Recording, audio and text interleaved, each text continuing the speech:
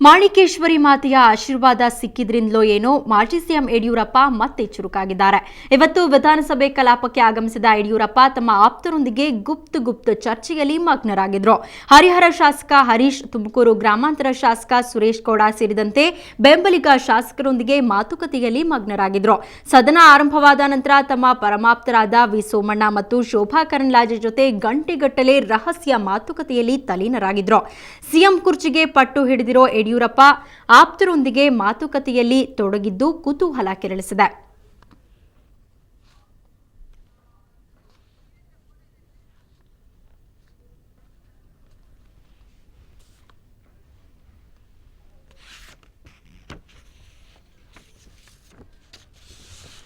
ಇನ್ನು ನಿನ್ನೆ ತಾನೇ ಮಾಣಿಕೇಶ್ವರಿ ಮಾತೆಯ ಆಶೀರ್ವಾದ ಪಡೆದಿದ್ರು ಮಾಜಿ ಸಿಎಂ ಯಡಿಯೂರಪ್ಪ. ಇವತ್ತು ವಿಧಾನಸಭೆ ಕಲಾಪಕ್ಕೆ ಆಗಮಿಸಿದ್ದು ಚುರುಕಿನಿಂದ ಕೂಡಿದ್ದಾರೆ. ಯಡಿಯೂರಪ್ಪ ತಮ್ಮ ಆಪ್ತರೊಂದಿಗೆ ಗುಪ್ತ ಚರ್ಚೆಯಲ್ಲಿ ಮಗ್ನರಾಗಿದ್ರು. ಹರಿಹರ ಶಾಸಕ ಹರೀಶ್, ತುಮಕೂರು ಗ್ರಾಮಾಂತರ ಶಾಸಕ ಸುರೇಶ್ ಗೌಡ ಸೇರಿದಂತೆ ಬೆಂಬಲಿಗ ಶಾಸಕರೊಂದಿಗೆ ಮಾತುಕತೆಯಲ್ಲಿ ಮಗ್ನರಾಗಿದ್ರು. ಬನ್ನಿ ಈ ಬಗ್ಗೆ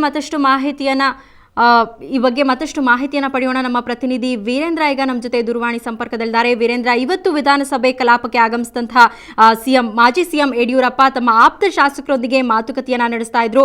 ಏನ್ ಮಾತುಕತೆಯನ್ನ ನಡೆಸಿದ್ರು?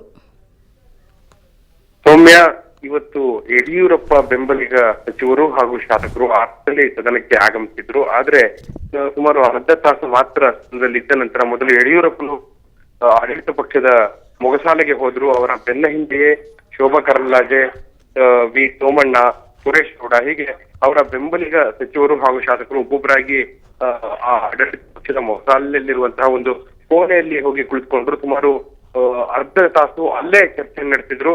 ಅದಾದ ನಂತರ ಯಡಿಯೂರಪ್ಪ ಹಾಗೂ ಅವರ ಬೆಂಬಲಿಗರು ಹೊರಕ್ಕೆ ಹೋಗಿದ್ದಾರೆ. ಅವರು ಎಲ್ಲಿಗೆ ಹೋಗಿದ್ದಾರೆ ಅನ್ನುವಂತಹ ವಿಚಾರವನ್ನ ಯಾರಿಗೂ ಕೂಡ ತಿಳಿಸಿಲ್ಲ. ಆದ್ರೆ ಇವತ್ತು ಸಂಜೆ ಬಿಜೆಪಿಯ ಪ್ರಧಾನ ಕಚೇರಿಯಲ್ಲಿ ಏನೊಂದು ಸಭೆ ನಡೆಯಲಿಕ್ಕಿದೆ.